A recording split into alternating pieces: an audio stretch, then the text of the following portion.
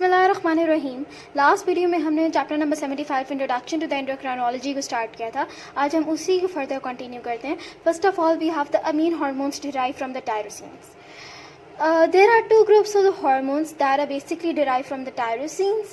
The first one is the thyroid hormones and the second one is the hormones of the adrenal medulla. In the thyroid hormones we have the thyroxines and the triiodothyronine, and in the adrenal medulla we have the epinephrine and the non-epinephrine. सबसे पहली बात उन्होंने हमें ये बताई है कि the both of the hormones, the thyroid hormones and the hormones of the adrenal medulla, are formed by the actions of the enzymes in the cytoplasm. ठीक है, हम थायराइड हार्मोन्स की बात करते हैं तो as a name shows that they are synthesised and they are stored in the thyroid gland. और उसके बाद ये प्रोटीन के मॉलिक्यूल्स में जो कि थायरोग्लोबुलिन्स होते हैं उसके अंदर इनकॉर्पोरेट हो जाते हैं. ठीक है, और लार्ज फॉलिकल्स के अंदर थायराइड ग्लैंड में स्टोर हो जाते हैं. एंड हार्मोन की सिक्रीशन बेसिकली तभी होती है कि जब अमीन्स थायरोग्लोबुलिन से अलग हो जाते हैं एंड जो फ्री हार्मोन है वो ब्लड स्ट्रीम में आ जाता है. And after entering into the blood stream ये बेसिकली थायरोक्सिन बाइंडिंग ग्लोबुलिन्स के साथ कंबाइन हो जाता है and that releases the hormones towards the target cells. उसके बाद ये बताया हुआ है कि जो एपिनेफ्रीन होते हैं, non epinephrine are formed in the adrenal medullas. ठीक है, एंड जो एपिनेफ्रीन की जो सिक्रीशन होती है वो 3-4 टाइम्स ज़्यादा होती है as compare to the non epinephrine.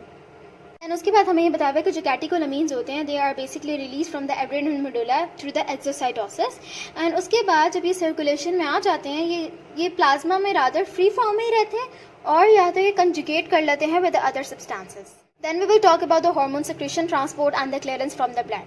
यहाँ पर उन्होंने हमें ये बात बताई भी है कि कुछ हार्मोन्स हमारे पास ऐसे होते हैं कि जो within the seconds gland से रिलीज हो जाते हैं जब उनके पास स्टिमुलस आता है and within the seconds और मिनट्स अपना एक्शन परफॉर्म कर लेते हैं. We have norepinephrine and epinephrine included in this class. On the other hand हमारे पास कुछ ऐसे हार्मोन्स होते हैं कि जिनको महीनों लग जाते हैं अपना फुल एक्शन परफॉर्म करने के लिए, such as thyroxines and the growth hormones. ठीक है, बाद हमें ये बताया है कि जो हार्मोन्स की जो कॉन्सेंट्रेशन होती है वो बहुत थोड़ी सी होती है but yet they exert the powerful control over the physiological systems.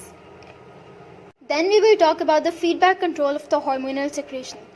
जिस तरह से हमने फर्स्ट चैप्टर में पढ़ा था कि we have the two types of the feedback mechanisms.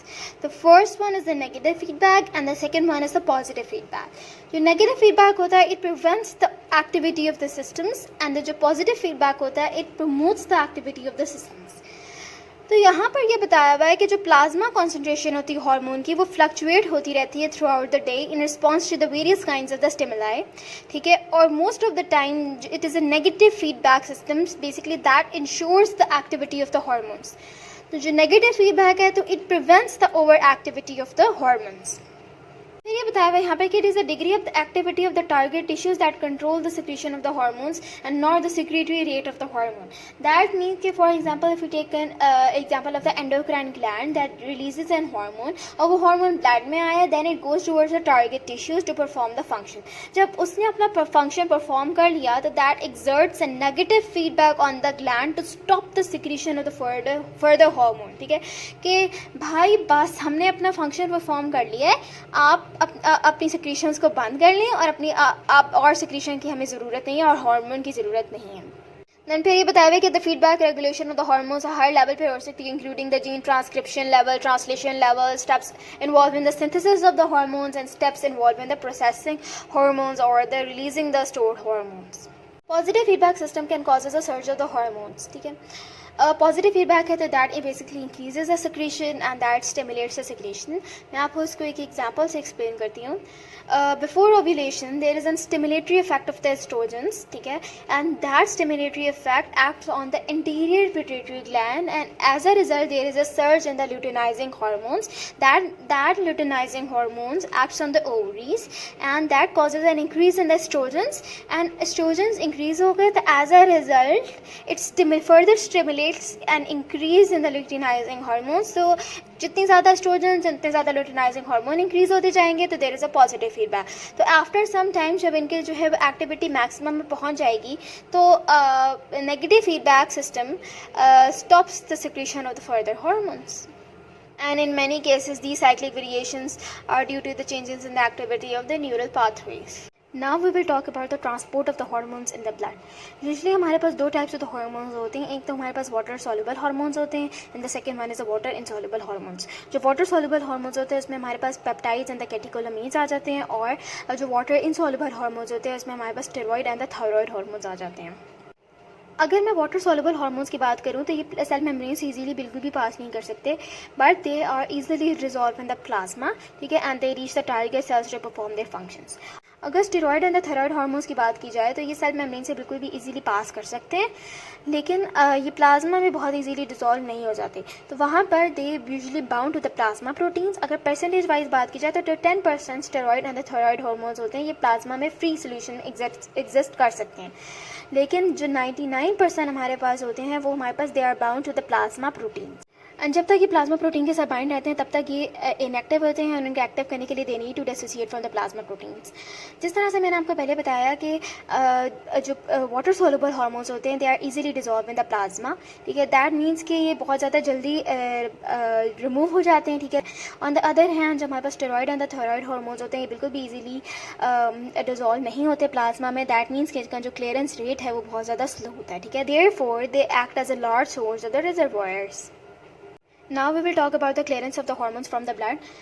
दो फैक्टर्स होते हैं जो एक हार्मोन की कॉन्सेंट्रेशन को इंक्रीज भी कर सकते हैं और डिक्रीज भी।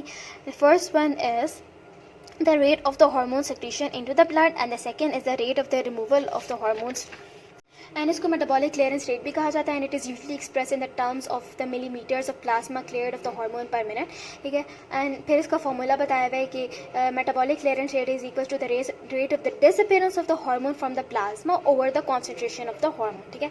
तो यहाँ पे कुछ अनइम्पोर्टेंट सी बात बताई हुई है।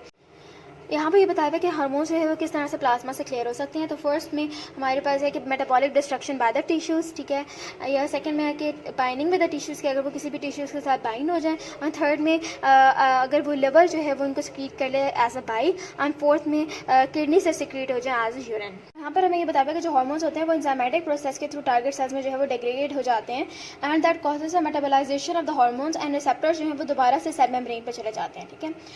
उसके बाद ये बताया हुआ है कि जो पेप्टाइड्स होते हैं और जो कैटेकोलामीन्स होते हैं वो सेल मेम्ब्रेन से तो इजीली पास नहीं कर सकते, लेकिन जब उनकी एक्सोसाइटोसिस हो जाती है तो प्लाज्मा में इजीली डिसॉल्व हो जाते हैं and are transported to the cells and tissues, तो thus remaining in the blood for only short time, that means कि इनका जो क्लियरेंस रेट है वो बहुत ज़्यादा फास्ट है। For example the half life of the angiotensin two in circulating blood is less than a minute. On the other hand हमारे पास कुछ ऐसे हार्मोन्स होते हैं जो सेल मेम्ब्रेन से तो इजीली पास कर जाते हैं, but in the plasma they are bound to the plasma proteins, ठीक है, and thus remaining in the blood for a long time, and therefore इनका जो क्लियरेंस रेट है वो बहुत ज़्यादा स्लो होगा। यहाँ पर ये एग्जाम्पल बताई हुई है कि the half life of the protein bound thyroid hormones may be as long as 1 to 6 days. If you have any queries, please ask me in the comment section. And if you like my video, please give it a thumbs up and do comment, share and subscribe. Thank you.